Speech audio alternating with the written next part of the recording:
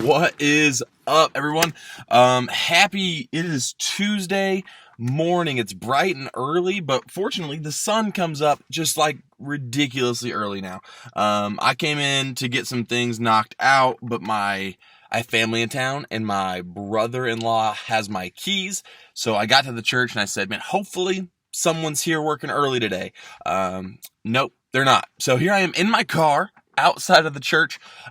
Anything that I reference as a small group activity, a piece of paper you might need, I don't have it. It's locked inside the building right next to me. So we're going to fly through this. I will upload as much as I can as far as PDFs go and stuff so you can see what we're working with. And some of it's just it's pretty self-explanatory. I just like to give you enough to go on, or more than enough to go on, because I'm a very if I'm trying to think, I have to write stuff on a board, even if I'm just drawing out like oh man, how do I want to set the room up? Like I draw the pictures out. And so if you're a visual person and you need to see it, I like to do that. So I apologize. It's not going to happen this week. Again, I took yesterday off. I'm actually off today and tomorrow as well. I'll pop in for Thursday. But anyway, I'm locked out. So let's just fly through this. We are in week 2 of our new series, Rise Up. Also, let me throw this out here. We've been running like 300 kids total a weekend. That's like the give or take number.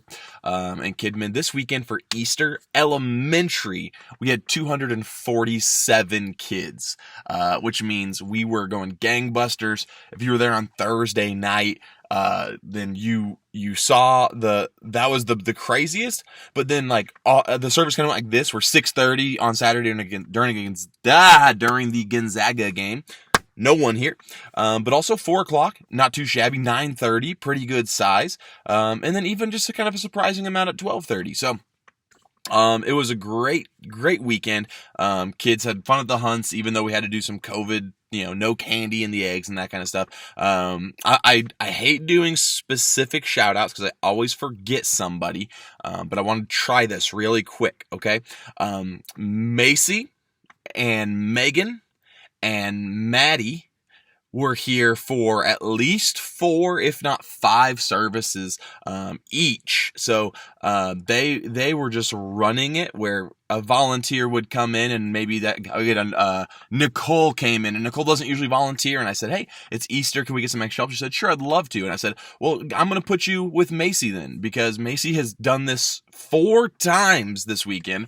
And so she went and did that. So to those of you who came in, Megan hosted a couple services for me so that I didn't have to, I was able to go to church with my family and that kind of stuff. And she just ran it. So, dude, super shout out to you guys. And a couple other people that you did a couple more, like you did 2 services or even 3 services. But there were enough people that did that I will forget somebody and I will feel terrible. So just know I appreciate it. And I'm so thankful for you.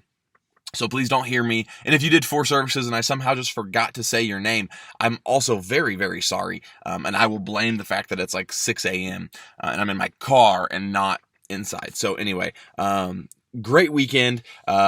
Stay tuned for a kids camp announcement that is not finalized yet, so I can't make the announcement, but kids camp is coming. But spoiler alert, it's not going to be at the camp, and there's a financial reason you'll learn all about it later. So here we go. Let's get into it. Rise Up week 2. Big idea. Jesus connects us to each other. The story is that Jesus appears to his disciples. That's from John chapter 20, verses 19 through 31. So Jesus dies. He raises from the dead.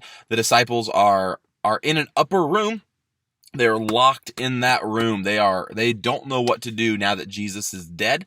And even once he is alive, they go, well, we haven't seen him yet. He's gone. We don't know what to do.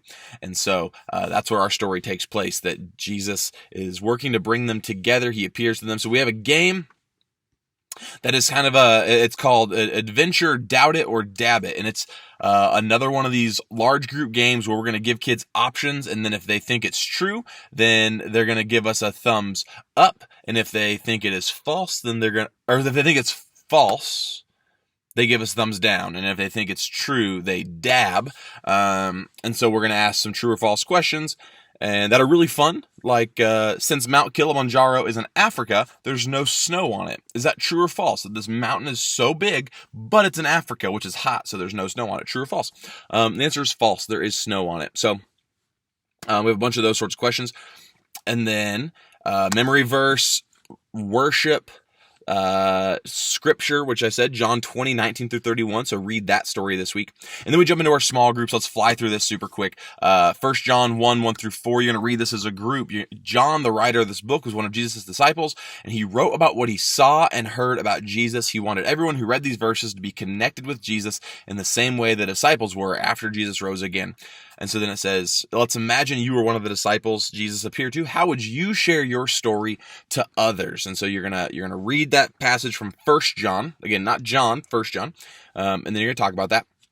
Got some discussion questions, as usual, and then we jump into a couple of activities. We have a followers chain. We're going to have 2 to 3 inch wide strips of paper, and they're going to write Jesus on one side and their name on the other side, and then we're going to basically create like a daisy chain where they link together, like so, because then when you look at the chain as it's been put together, we'll put together all the services, okay, as it's been put together.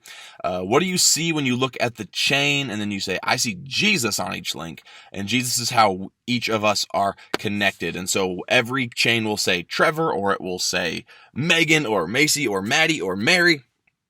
And then it will also, every chain will say Jesus, and that's going to be the thing that connects us together. So you'll pray for your group, and then we have a couple of other options. We have a PDF, print and distribute, the Climb to Connect principle, or printable, not principle. And so you'll have an activity to do there. I will link that in the attachments on the side. And then you also have a cup stacking game to play with the kids. So it's called Summit Stack. Divide the kids into 2 to 4 teams, depending on the size of your group. Tell each team to line up across from a stack of plastic cups. You're going to run and back and forth, and you make a game out of it, and it's right there. So once again, when a person places a cup, they must run back, tag the next person's hand. When time is up, whoever has the highest summit wins. So it's really, unintentionally, it's kind of a version of our Easter egg game from this weekend.